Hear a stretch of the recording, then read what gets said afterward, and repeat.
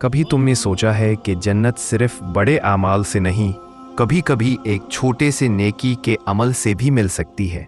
ये वाकया नबी सल्लल्लाहु अलैहि वसल्लम की एक सच्ची हदीस पर मबनी है और इसमें एक ऐसा राज छुपा है जो तुम्हारी जिंदगी बदल सकता है।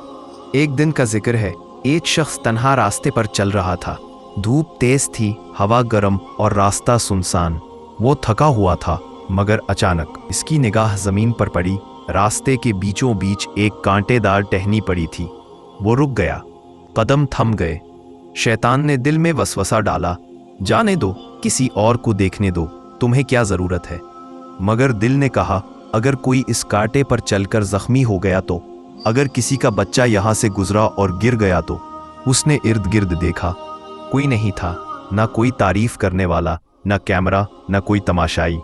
फिर भी उसने झुककर वो कांटा उठा लिया, रास्ते के एक तरफ फेंक दिया और अपने रास्ते पर चल दिया। बस इतना सा काम, न कोई ऐलान, न कोई नाम, न कोई शोहरत। लेकिन ऊपर आसमानों पर अल्लाह के यहाँ एक फैसला हो चुका था। फरिश्तों ने अर्ज किया, या रब, इसने तो।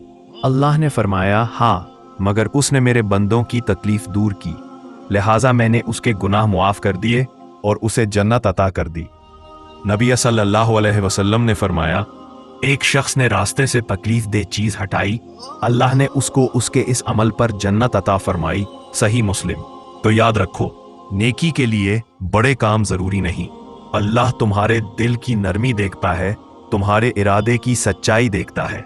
कभी किसी के रास्ते से कांटा हटा दो, कभी दिल से किसी की तकलीफ दूर कर दो, शायद यही तुम्हारा जन्नत का टिकट बन जाए।